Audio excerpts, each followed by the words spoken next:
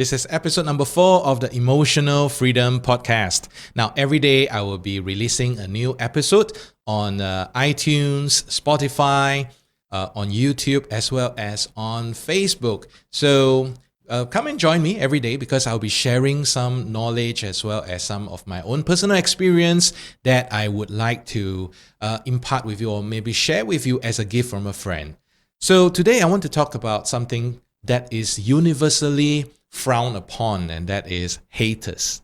You know, those pesky people who just, I think they take joy in their life by making you feel miserable or making you feel bad or making you start to doubt your own abilities. Now, if you have been on social media, and I do believe that you have, I'm sure you may have your fair share of meeting some of these haters. And some people, they get a lot of those. On the other hand, some people, they don't get quite as much, but I'm sure that when I say haters, you will probably be reminded of one or two of those experiences. Let me give you one example that I had, and I want to share with you how I dealt with that. It was pretty early on when I started doing videos on sharing on Facebook, and you know lah, when you are very new doing this, it's not going to look good. And the things that you say may not make sense as well, right? So the person, if the person has just criticized me based on the content and said that the content wasn't good, okay, I think that's fair because I also acknowledge that in my earlier videos, it would probably be not that good. But the person did not criticize on that. And it wasn't just one video, it was as if the person was trolling me to find criticism for every video that I've made. And this was what the person said. Video number 1, the person said something along the line like, this person cannot be taken seriously because he is wearing a Batman logo on the t-shirt and he's teaching us about NLP, emotions and all that. It's like he's a joker. So I had a big, what do you call that? I had a big Batman logo on my t-shirt at that time. The second video, he said something along the line like, what this guy teaches is so simple that it was just meant for children age 5 and below. So imagine right now if that were you and you just started off and you received that kind of criticism, right? I think the easiest thing that we can experience or do would be to feel like, I'm sorry, why do people, why are they so nasty? What is it about the video that got to them? And I tell you, I felt that way too. Okay, I really, really felt that way. I felt like, leave me alone. If you have nothing better to say, then just shut up. I don't want to hear you. Come on, give me a break. But I also realized that if I were to do that on the social media, to reply the way I really felt, which was I felt hurt, I felt belittled, I think it may go into a war. And I tried to do something different.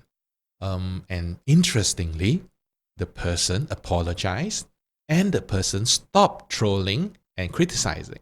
So I want to share what I wrote there. So I went to the comment, the one about the logo, the Batman logo on the shirt, and I said this. It's like, hey, thanks for commenting. You notice that at least I was wearing a shirt? And as I typed that down, I have no idea how the person would respond. And I think maybe about a short while later, I saw the reply. The person was reading it and says, "You are right. Sorry about that." That's what he said.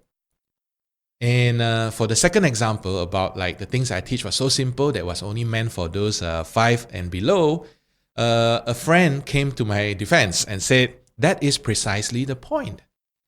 Luke purposely made it so simple so that people like you can understand it.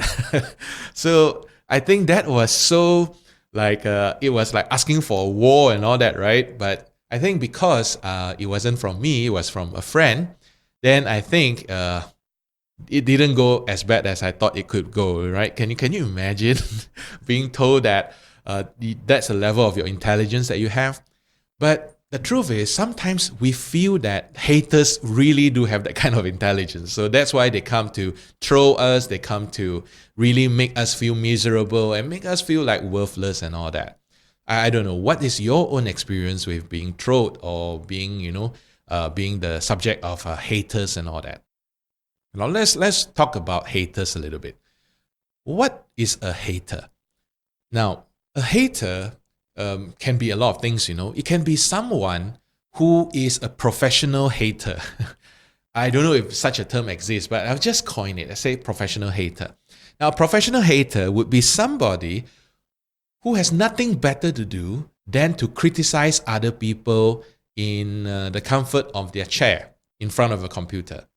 And I think people who are like that, they take pleasure in other people's unhappiness because, really, seriously, they are not happy themselves. They feel as if they need to release that emotion to others. And by making other people feel bad, they felt as if you could feel better. Now, I want to share with you, this is something like a grandmother story and all that. Yeah, so it's an old wives' tale. That's what they say. It's an old wives' tale. I have heard superstition whereby if you're not feeling well after a period of time, you should purposely go and infect other people. You should go to a place where there are a lot of people, and once you infect them, you will get better. Now, I'm not condoning that. I'm telling you don't do it, but I'm saying that there are people who believe that. And the truth is, there's no scientific evidence to that, right?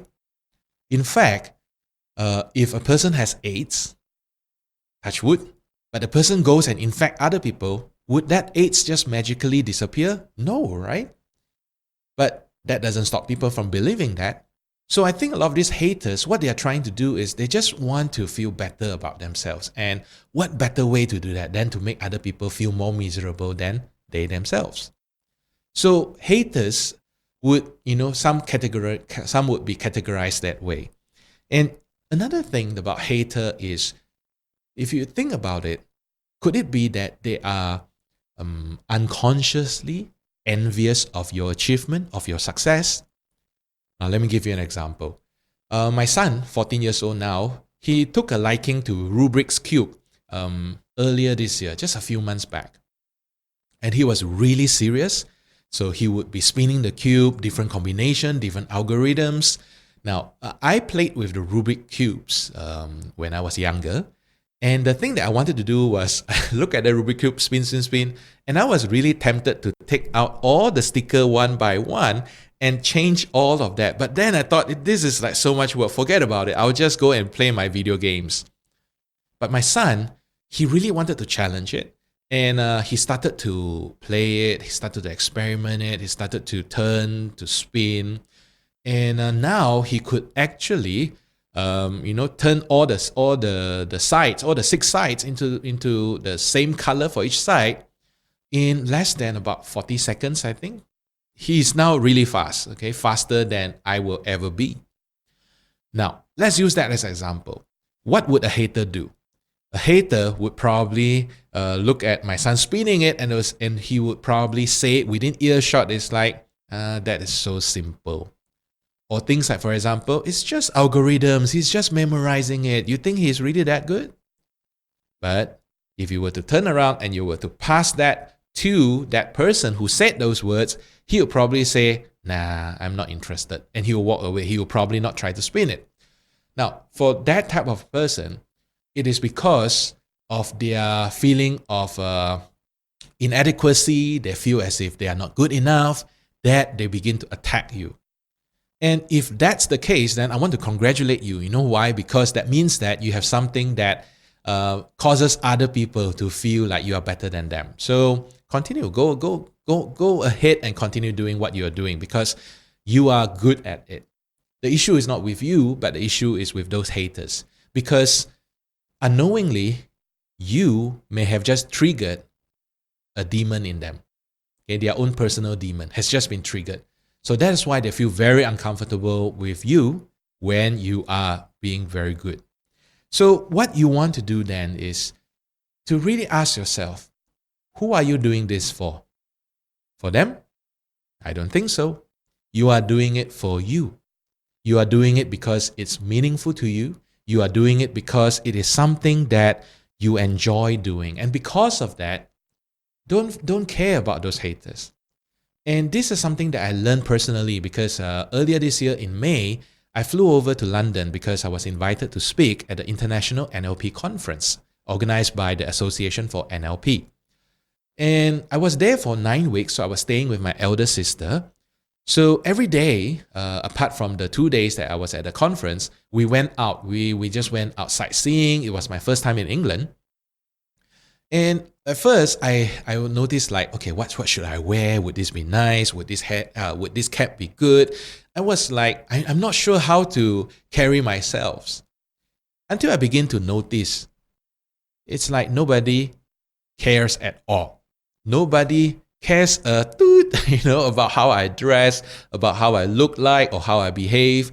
And I begin to feel as if like, that's how life should be. That's how you should treat life. And that is do what you feel makes you happy. Now, with a caveat, of course, and that is in a way that doesn't hurt or harm other people.